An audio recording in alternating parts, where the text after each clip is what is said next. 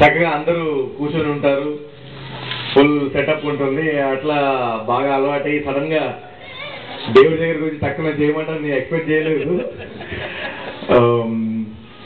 ఎలా స్టార్ట్ చేయాలని కూడా అర్థం కావట్లేదు. మామూలుగా ఇందాక లేరా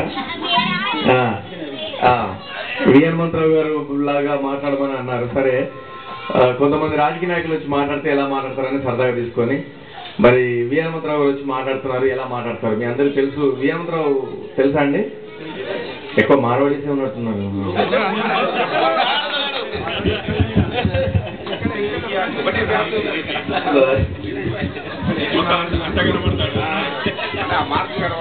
సరే, చిరంజీవి గారు తెలుసా? ఓకే.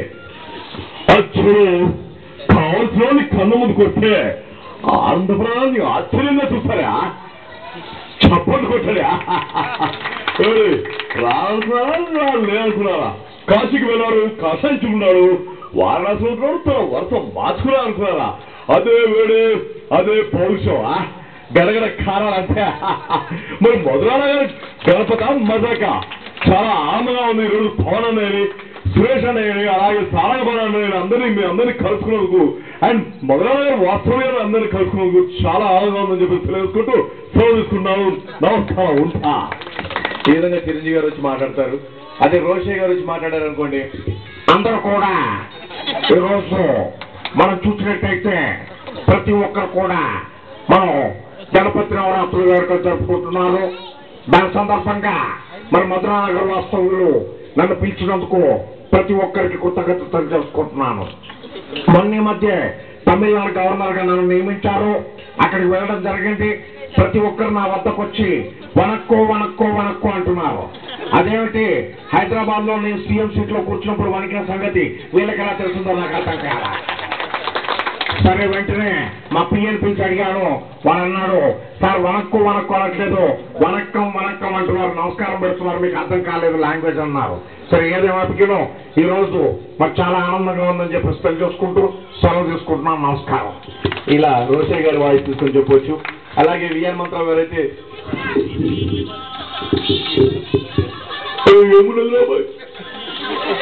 వాళ్ళేదో చర్చిండ్రు, వీళ్ళేదో చర్చిండ్రు అని చెప్పేసి అన్ని జరుగుతూనే ఉంటాయి, అన్ని చెప్తూనే ఉంటారు. దానికి మనమేం చేస్తారా? Hello, this is Hanumantha Rao. ఒకటే చెప్తున్నా, అరే తమ్మి, ఒకటే చెప్తున్నా, మన కాలనీ గణపతి ఏమో చిన్నగా ఉన్నాడు, మరి మధురానగర్ కాలనీ గణపతి ఏమో పెద్దగా ఉన్నాడు అంటే మనల్ని చూసి ఒక్క రూపాయి ఎక్కువ ఏం చేస్తామా? మరి నా బుర్రను చూసి నేనే తింటాను అనుకున్నావో ఏంటో నాకు తెలియదు. కానీ మొత్తానికైతే ఇంకో గణపతి ఎందుకు మనల్ని కూర్చోబెడతామని అనుకున్నావో ఏంటో తెలియదు. కానీ మొత్తానికైతే నన్ను అయితే మరి చిన్న గణపతితో పైసలు తక్కువ వచ్చింది, చిన్న గణపతి పెట్టుకున్నాం. అరే వాళ్ళ అదృష్టం మంచుకున్నది, వాళ్ళు మంచోళ్ళు కాబట్టి వాళ్ళకి పెద్ద గణపతి దొరికిండు. అరే ఇగో వాళ్ళకి చిన్న గణపతి, వీళ్ళకి పెద్ద గణపతి, దీని గురించి ఎవరు ఆలోచిస్తారు పోయి? అరే దేవుడితో ఆశీర్వాదం ఉన్నదా లేదా గది చూసుకోవాలి. అరే అన్ని మంచిగానే ఉన్నాయి కంతే, అంతకు మించి అయ్యేదే లేదు, చేసేది లేదు. ఇలా మాట్లాడుతుంటే ఒక పక్క నుంచి ఒక ఆయన వెంటనే అడిగాడంట, సార్ మేడం ని ఒక పెద్ద ఆయన ఏమో అన్నాడంట. అంటే అది ఏమన్నారు బాయ్? అరే ఆయన 70 ఏళ్ళ మీద పడ్డాయి, ముసల్తనానికి వచ్చిండు, మతి మరిపి వచ్చింది, ఏం మాట్లాడుతున్నాడో అర్థమైతలేదు. అరే గక్కడ దాకా ఎందుకు మా ఇంట్లో జరిగిన ముచ్చట చెప్తా. బయట తిరిగి వచ్చిన మా నాయన కనబడ్డాడు. ఏం నాయన తిన్నవాలే అన్న, ఏడదా మీ అమ్మ పెట్టకపోయా అన్నాడు. అరే ఏందమ్మా నువ్వు అన్నం పెట్టలేదంట నాయన కంటే, ఇప్పుడే తిని మూర్చు చూసుకొని కూర్చున్నాడు కాదురా అని చెప్పింది. నేను ఏం నాయన తిన్నావంట కదా అంటే, మర్చిపోయిన బిడ్డ అన్నాడు. ఎందుకంటే 70 ఏళ్ళ మీద పడ్డాయి. 70 ఏళ్ళ మీద పడితే ఎవరైనా సరే మతి మరిపోతుందంటే ఏం మాట్లాడుతున్నారో అర్థం కాదట. రేపు నేను కూడా ఏ లక్షల్లో ఏం వాగ్దానం చేసినో 70 ఏళ్ళ తర్వాత నన్ను అడగవచ్చు అంతే, నేను కూడా మర్చిపోతా. ఈ విధంగా సరదాగా తీసుకొని చెప్పవచ్చు అని చెప్పేసి తెలియజేసుకుంటూ, చాలా వరకు మీరందరూ ఏమన్నా ఎక్స్పెక్ట్ చేసి ఉంటే నా నుంచి క్షమించవలసిందిగా కోరుతున్నాను. నెక్స్ట్ ఇయర్ కంపల్సరీ నేను ఒక రోజు నెక్స్ట్ ఇయర్ కంపల్సరీ ఒక రోజు టైం తీసుకొని తప్పకుండా మీ అందరికి నేను నా ప్రోగ్రామ్ చేసి ఉండాలి.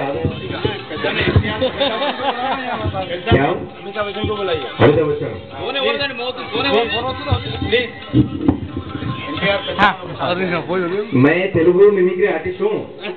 मैं हिंदी आर्टिस्टों का मैं कर सकता हूँ, भाषा नहीं आता, फिर भी कोशिश करता हूँ.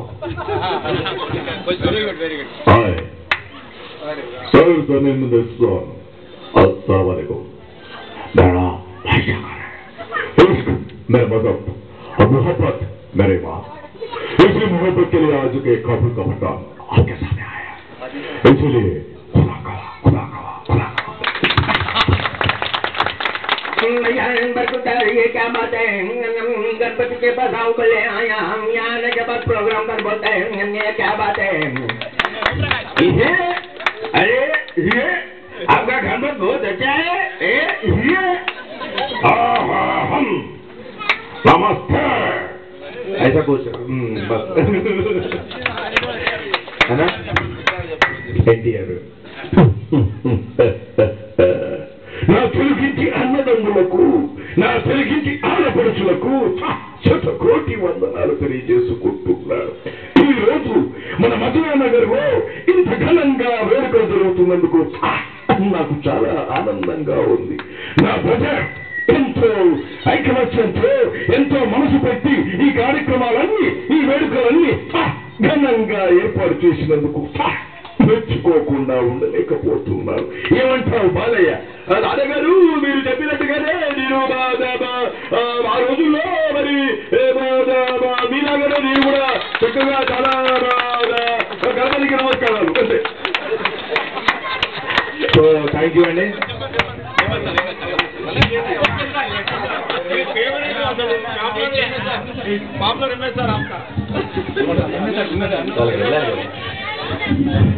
ఎన్ సత్యనారాయణ గారు అయితే ఆర్టీసీ చైర్మన్. ఆయన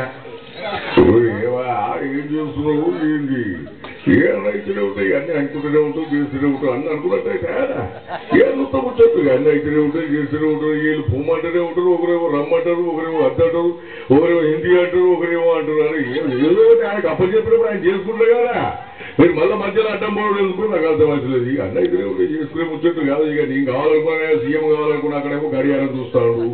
ఇక ఏదో వాళ్ళ పనులు వాళ్ళకుంటే పాపం, మరి నా పనులు నాకు ఇంకా నేను 2 చోట్లకు పోవాలి. అన్న అయితే ఎప్పుడు ముచ్చట్లు కాదు. ఇక నేను కావాల్సిన సీఎం వైఎస్ గారు, రోషయ్య గారు, కిరణ్ కుమార్ రెడ్డి గారు, నేను మాత్రం అయితలేను. సరే ఇక అయితే ఎప్పుడో అదృష్టం వచ్చినప్పుడు అయితే ఇక అన్నీ అనుకున్నట్టయితే ఇక వైఎస్ ఏం దూరపోడు కాదు. అవి వైఎస్ తీసుకొచ్చింది నేనే, సోనియా గాంధీ తీసుకొచ్చింది నేనే, ఇందిరాగాంధీ తీసుకొచ్చింది నేనే, గాంధీ తాత తీసుకొచ్చింది నేనే, సుభాష్ చంద్రబోస్ తీసుకొచ్చింది నేనే, అన్నా హజారే తీసుకొచ్చింది నేనే. ఎక్కడి సార్ పార్టీలకా కాదా మా ఇంటికి భోజనానికి? అరే మీ ప్రెస్ వరకు గమ్మతున్నారా? నేను ఏదో ఒకటి చెప్తానే పొద్దుగా మీరు ఒకటి రాస్తున్నారు. అరే మొన్న అసెంబ్లీలో కంటైనర్స్ పడ్డ కళ్ళు మూసుకుంటే నిద్రపోయినారా సారా పేపర్లా? ఏడుతో వాళ్ళు కానీ ఇప్పుడు చేసుకుంటూ అన్ని అనుకుంటే ముచ్చట్లు కాదుకుంటా. Thank you. అలాగే ఫ్యామిలీ ఎక్కువ ఉన్నారు కాబట్టి లాస్ట్ గా ఒక చిన్న జోక్ చెప్పేసి సెలవు తీసుకుంటానండి. చాలా వరకు భార్యాభర్తలు చాలా గమ్మత్తుగా మాట్లాడుకుంటా ఉంటారు. వైఫ్ అండ్ హస్బెండ్ మాట్లాడుకునేటప్పుడు అక్కడ వచ్చేటువంటి కామెడీ తీసుకొని సరదాగా చెప్పినట్టయితే ఇవి వినాయకుడు టెంపుల్ అనేసరికి గుర్తొచ్చిందండి. ఈ మధ్య జనరేషన్ ఎంత తయారైపోయిందంటే ఒక టెంపుల్ దగ్గరికి ఒక అమ్మాయి వెళ్ళి నడుచుకుంటూ వెళ్తూ ఉంటే, అమ్మా ఒక 2 రూపాయలు ఉంటే ధర్మం చేయాలి అని ఒక ఆయన అనుకుంటుంటే ఈ అమ్మాయి చూసి షాక్ తినిందంట.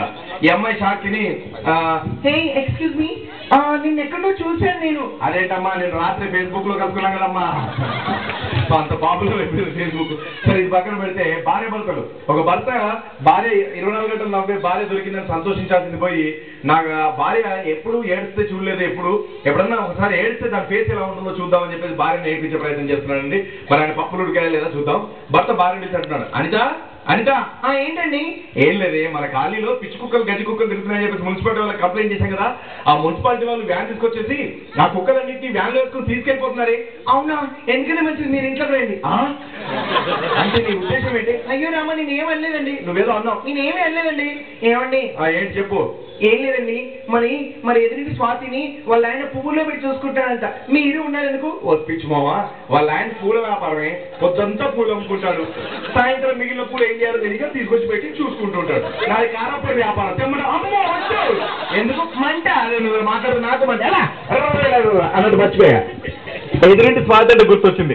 నిన్న రాత్రి ఎదురింటి స్వాతి నా కల్లోకి వచ్చింది. ఏంటి? నిన్న రాత్రి ఎదురింటి స్వాతి నా కల్లోకి వచ్చింది. అవునా? ఒకటే వచ్చింది కదా? అవును, నీకు తెలుసు. వాళ్ళ ఆయన నా కల్లోకి వచ్చాడు. Thank you. అండ్ ఎవరినైనా డిసప్పాయింట్ చేసి ఉంటే క్షమించాలి ప్లీజ్, ఏమనుకోవద్దు. నాకు ఇంకా